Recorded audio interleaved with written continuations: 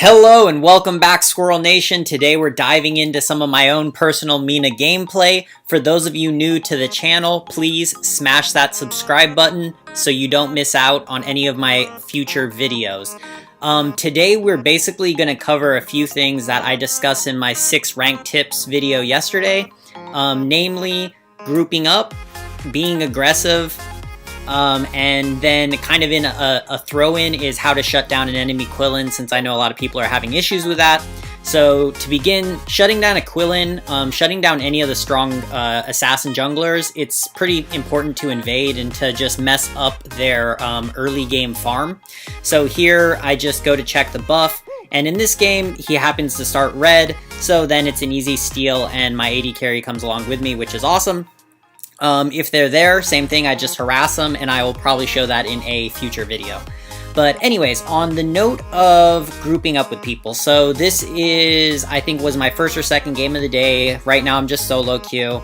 And what happens is the friendly butterfly on my team right now, so the blue butterfly, she basically just likes how I play after this game and then ends up inviting me. And I knew from Hero Select that the butterfly had like a 62% win rate on quite like a couple hundred games. So pretty good butterfly. And I guess she saw what she liked, so she invited me after the game and we ended up grouping up. The butterfly also just so happened to be, I believe, a Conqueror, ex-Conqueror, maybe it was ex-Masters, but anyways, a much higher level player. And then we went on, I want to say like a 6 or 7 game win streak, and then I think we finally stopped, just ran out of time, not from losing or anything. So that's just onto my point that I was trying to make yesterday is don't be afraid to invite people after games if you like how they play and you think their playstyles sync up. So in this case, you're going to notice me and the butterfly, the reason that our playstyles work so well is I'm extremely aggressive when it comes to support. So you notice I already took their blue buff. I'm sitting, instead of going to my Teleonis to leech her lane, I was sitting between the first and second tower just watching for enemy rotations, and you're going to see the aggression really just ramp up now that my team has a lead. So we're already up 3 kills to 1. The butterfly wants to go for the dragon. The things that I saw in butterfly that I really liked is she really went for objectives. So she was always on top of dragons, she was on top of towers when she could get them.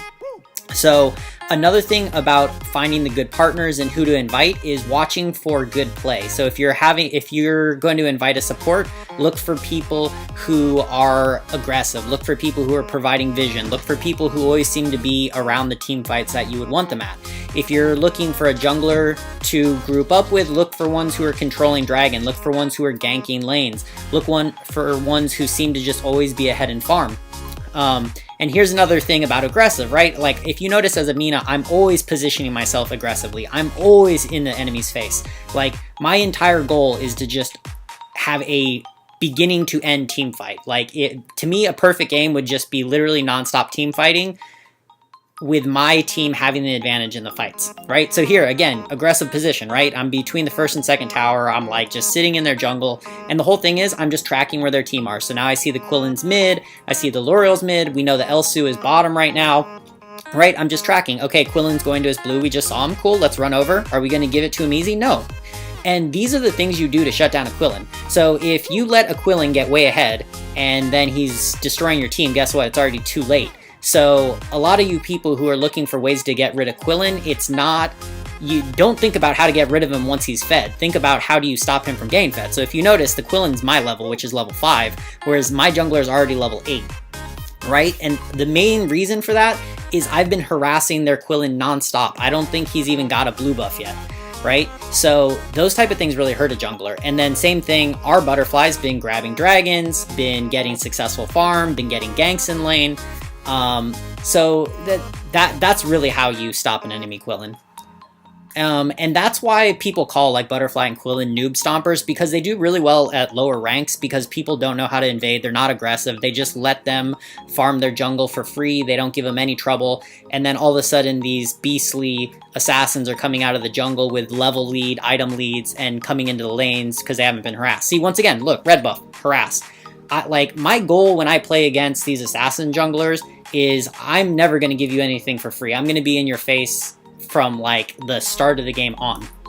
I mean, if you notice here, The reason I ran away from my butterfly is I wanted the Laurel and the Thane to chase me so that my butterfly could get the kill on Quillen and get his resets. And then actually it worked perfectly because the Thane stayed on me. The Laurel did switch to my butterfly, but the butterfly already got the kill on Quillen, and then so just started the chain reaction of kills. So there I die, but my team gets 4 kills. Totally worth it as support, especially as you guys see more. And I'm going to show some more of my support play during the season, because I think support is going to be a actually very strong role in Season 9 just because of how things are going, because it's so team fight and early game dominated and objective focused.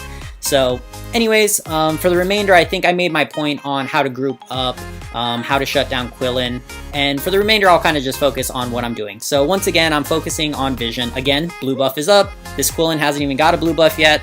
I see he's top. I'm trying to ping. The reason I'm pinging, I want to see if my teammates are going to help me. Cool, they are. There's a mistake by me. Basically what happened is I pulled the blue buff and then I body blocked it, and it got pushed out of the reset zone. So anyways, that was a mistake. I also made the same mistake, I believe, at the very beginning of the video, so I'm gonna have to work on my pull. Anyways, so also, when you guys are watching me play my Mina and any of the supports, notice the bushes that I take. Notice where I position, because those things, they don't seem that important, but they really are important because they're control. I'm always keeping zone. So there I just want to get the hit on Laurel to secure that. Here, I'm just kind of always trying to give my team the option of going in, right? So you'll notice that I take a lot of tower hits. I'll soak a lot of enemy damage, and sometimes my team follows up, sometimes they don't. And that's kind of when you're being a really good support to me, you're walking that line of, I'm giving my team the option to engage. If they want to engage, cool. If they don't want to engage, okay, that's fine. I'm going to take, half my life damage, whatever. But that's just how it goes. So like here, we end up trading life for life. Same thing, I'm fine. I'm support. I traded for their support. It's not ideal, but you're going to notice this game actually ends on a play very much like that, but my team does decide to go in, and we just get the kill and end the game. But anyways, so yeah, as you notice, when I'm assisting, that's what I'm looking at mainly, are my assists and just how's my gold, my team's gold compared to the enemy's team's gold, and I'm looking at who's fed. So obviously our butterfly is extremely fed, and when somebody's super fed, I just start to follow them around and help them as much as possible. I think that is the best way to do support, especially in a solo queue environment, because you don't know who you can count on. So generally the person who can get themselves fed is probably somebody that's reliable. This bush is the greatest bush ever. When your team is pushing, the reason that it matters is because if you notice my team's pushing mid, and now the butterfly is going to push top, and the tail, which is what I want them to do, because now enemies have to rotate past me. They either have to rotate right here from the top tower, or they're going to have to rotate through mid right here. So either way, I can get an ambush on enemies if they're rotating poorly. Here we see the Quillen, so I'm cutting back to try to help them, but I notice my tail. I'm watching my tail this whole time. Oh, the enemy's trying to collapse on my tail. Okay, let me go make space. Bam, I go make space. Right there, my sequence of moves here is messed up. I think my lag got kind of messed up with my abilities and threw me off. But anyways, cutting back, trying to make space. Once again, butterfly's going ham. Okay, cool. I want to get heals on my butterfly. I'm just being a meat shield. Like, hey, damage me, waste your abilities. I really trust this butterfly. She's going to come in and clean you guys up. Okay, cool. Right, stalling. So I die, but notice what the butterfly ends up doing. Got a double kill. Then my team comes up and still cleaning. So once again, it's like, as support, be aggressive. You're going to learn more from when you're aggressive than when you're not. And I'm not going to lie, if you don't, you have to learn to evaluate how good your teammates are when you're playing. So the butterfly, like I said, we end up grouping, we go on a great win streak, but it's because I recognize the butterfly's skill while we're playing, right? And the other reason I'm okay dying in those situations and taking this damage and giving deaths is because I have faith that my butterfly is going to clean up. So as a support in lower levels, don't just always say, oh, it's my jungler, I have a butterfly, I'm going to die for them so that they can clean up fights. No, because there's a lot of butterflies out there, a lot of Quillens out there who don't have the skill, and if you die, they're simply going to go in, feed, and the enemy's just going to snowball the game instead. So in the beginning of games, just read your teammates, see who can be trusted, and then kind of always in the back of your mind, understand who can be trusted, and then play to help them just beast out. But anyways, so I would say a main point here, notice I'm always trying to make space for my team, right? So I know that we're fighting over this tower, so I'm just trying to get kind of deep control. I want to make it so the enemy team can't flank my team and kind of force the fight onto the tower, right? And that's all I'm doing, right? I'm just holding this space. If anybody gets out of position, I'll try to pull them across the wall. I'll try to pull them into this bush, and then my team will have a nice fight. And here, the enemy team finally just kind of gets undisciplined. They go forward a little bit too much. There, my skill combos I could definitely tighten up. But anyways, we get tower, we get 3 kills. So that's what happens.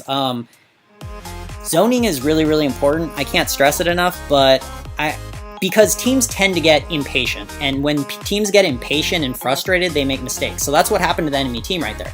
If the enemy team would have been disciplined, they wouldn't have lost kills, and they may not have even lost the tower. But the thing is, they did get undisciplined. Their Quillen tried to go for kill on our Telanus. Our Telanus got the kill, and then things just snowballed from there. So those type of things will tend to happen if you're being aggressive, because when you're being aggressive, it puts a lot of pressure on enemies, and they tend to make poor choices. Another reason that I keep talking about aggression so much is, and you'll hear me say this all the time across videos, you learn from aggression, you do not learn from being passive, right? When I'm aggressive, like if you've seen some of my deaths, I can go and I can say, was that death worth it? And I can say, like when I'm looking at it, if it's worth it, I say, okay, how many deaths did my team give up versus how many kills did we get, right? So if we give up me dying, but we get 3 kills, worth it. If we give up 2 deaths for 3 kills, worth it, right? If we give up 3 kills for 3 kills, yeah, it depends. What if we get an objective? It's worth it. So once again, right, I'm going deep. I'm zoning because I want this tower, right? And I just want to make space for my butterfly and my Telanus to hit the tower. So super aggressive, super deep, right?